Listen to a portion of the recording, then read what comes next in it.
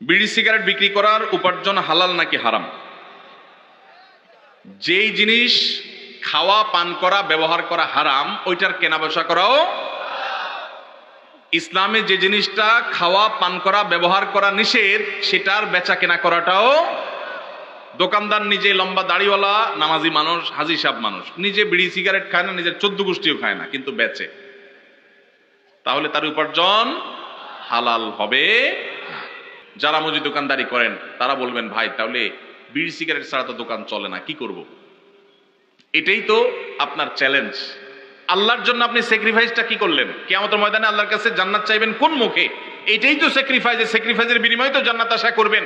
আপনি আল্লাহর জন্য হারাম জিনিস বিক্রি করলেন না, দোকানে লেখা দিলেন, ভাই আমি এই যে আমাদের মুসলমানদের রক্ত চোষা যারা, তাদের জিনিস রাখি না, বিড়ি সিগারেট রাখি না, ধূমপানের আইটেম রাখি না, এগুলো এই দোকানে বিক্রি করা হয় না, লেখা টাঙ্গায় দিচ্ছেন।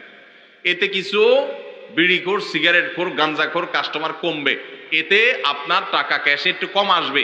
ওই টাকা যদি আসতো, ওইটা এমনিই বরকত নষ্ট করে দিত।